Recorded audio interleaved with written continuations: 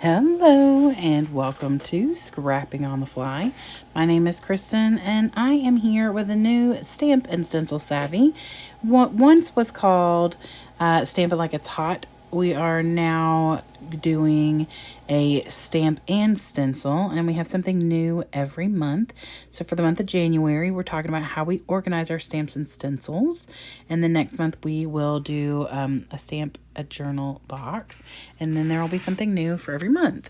So I don't have a ton of stamps, so my stamp organization is pretty simplistic, and honestly so are my stencils. So I considered not doing this, but I figured I'd go ahead and get started with it, so hopefully I would be ready to get started for this hop every month. It's the first Saturday of the month.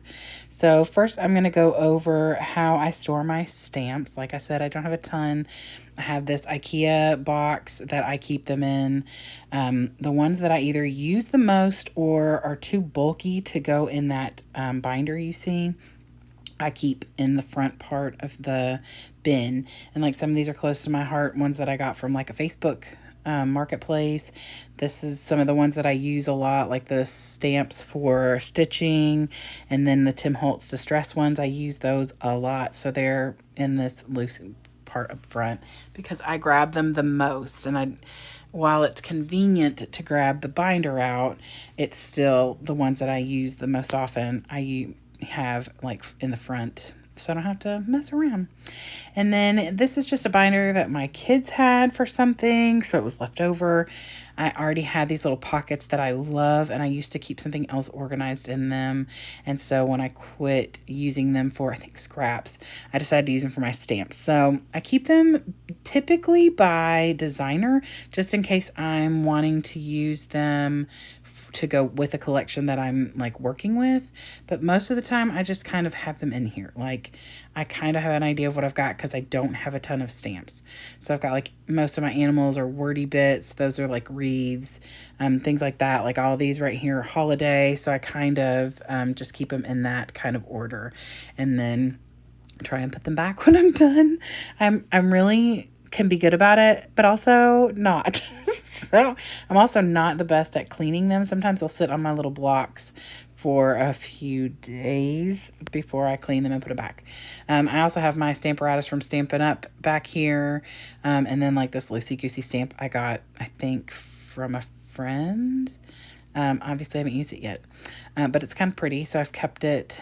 And then for my stencils, I have this little 6x6 one, and I love this. This is a buy from Temu, and I haven't really bought anything from Temu in a long time, but this was something I would suggest if you have a bunch of 6x6 or smaller stencils, or you could probably store your dies on here too. Now, typically you want magnets to put those your die cuts or your dies on, but you know, it depends on how you have them. But this is definitely one thing I love about storing my 6x6 in here, because there's two pockets on each one. There's like a little separator between the front and the back, so they don't get caught on each other.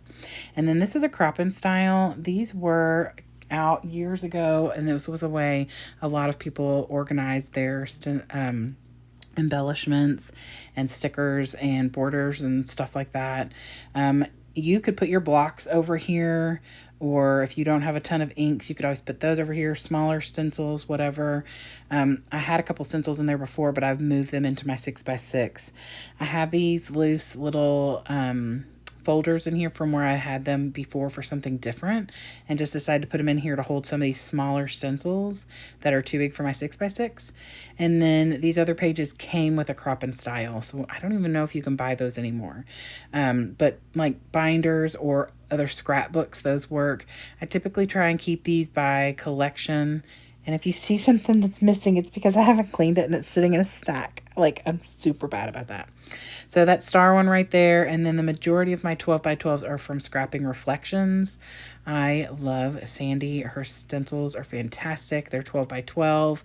I love that because you don't have to necessarily worry about all the ink coming off around when you use like a smaller stencil.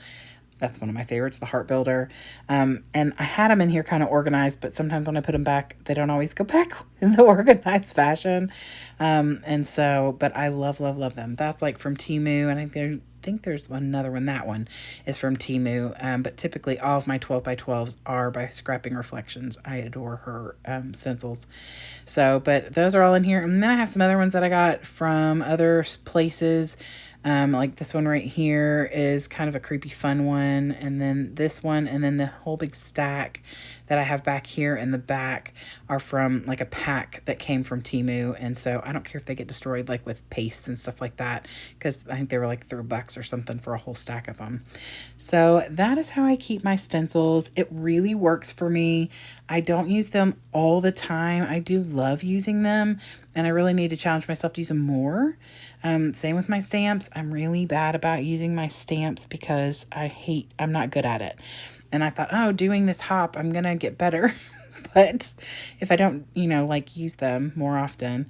So, you get all the different equipment and things and great inks and all that. And you got to practice. It's like everything else. So anyway, go check out everybody else who is doing this hop, because I bet they have much more creative and fantastic ways to store their stamps and their stencils. So go check them out. The link will be below, the playlist, as well as the people who are hopping along.